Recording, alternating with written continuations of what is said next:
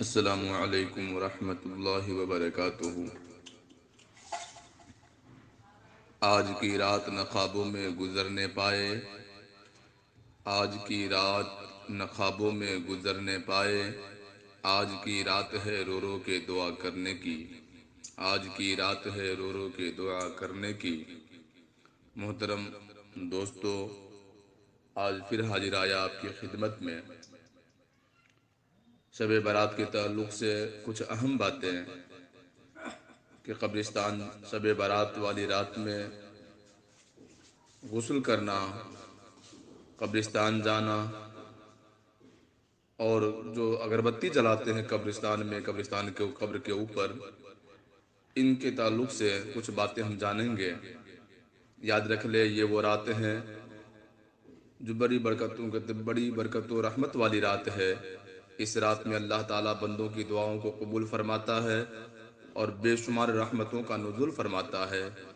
اسی رات میں انسان کی زندگی کے فیصلے ہوتے ہیں، اور اس رات میں سال بھر ہونے والے سارے انتظامات فرشتوں کے سپرد کر دیے جاتے ہیں، اور جو اس رات میں عبادت کرتے ہیں اللہ تعالیٰ ان کو عذاب الہی سے چھٹکارا دیتا ہے، یعنی اسے عذاب الہی سے رہا ملتی ہے، کیونکہ اس رات کے معنی ہی وہی ہے۔ شب کے معنی رات اور برات کے معنی چھٹکارا، یعنی چھٹکارے والی رات۔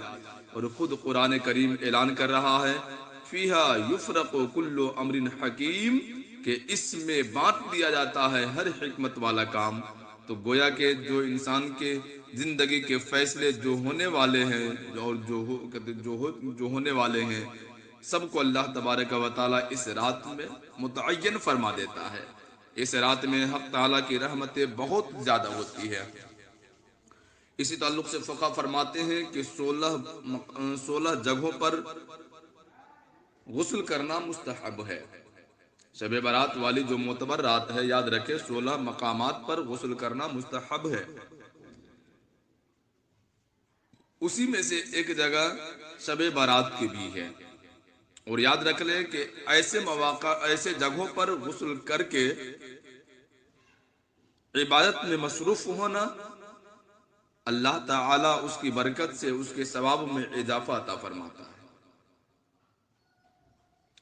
اسی 16 جگہوں میں سے ایک جگہ ہے شب برات کا بھی، اور اسی کے تعلق سے مفتی احمد یار خان نعیمی فرماتے ہیں، اپنی کتاب میں تحریر فرماتے ہیں، لکھتے ہیں کہ اگر اس رات یعنی شب برات والی رات کو 7 پتے بیری کے پانی میں جوش دے کر کے غسل کرے تو انشاءاللہ العزیز تمام سال جادو کے اثر سے محفوظ رہے گا۔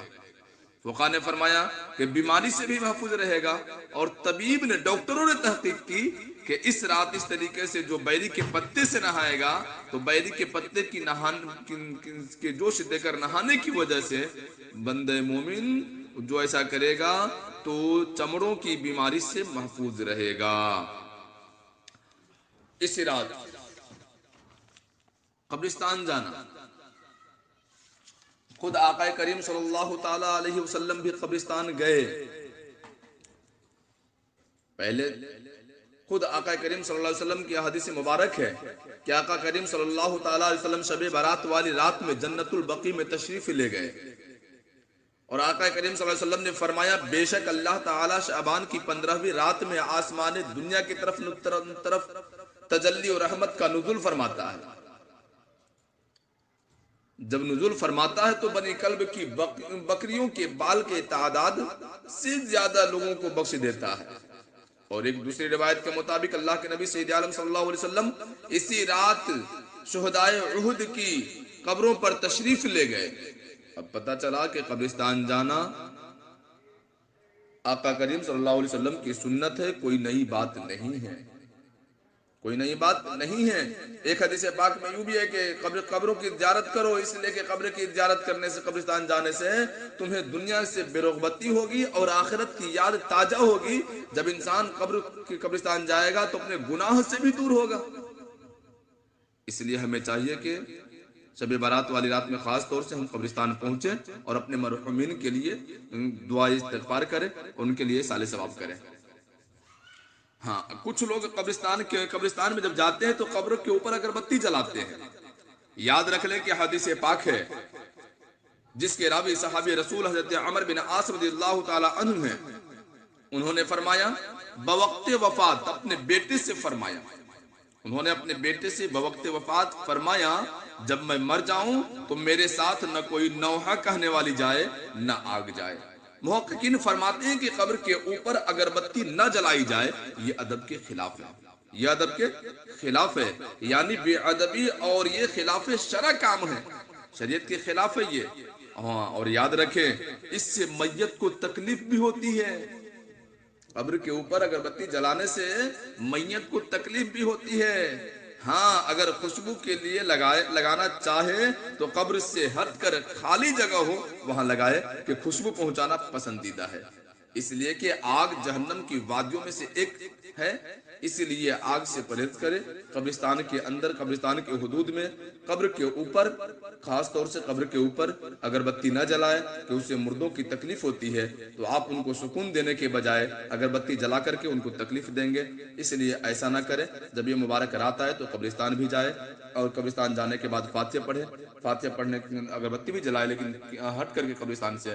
یاد رکھ لے جس کو اگر فاتحہ نہ آتا ہو تو جو چیز قرآن کی یاد ہو جو اسے پڑھے، یا تو سورہ فاتحہ، قل هو اللہ احد، قل اعوذ برب الفلق، قل اعوذ برب الناس، یا جو سورتیں یاد ہو اسی سورت کو پڑھ کر کے اپنے مرحومین کے نام اصالہ ثواب کرے.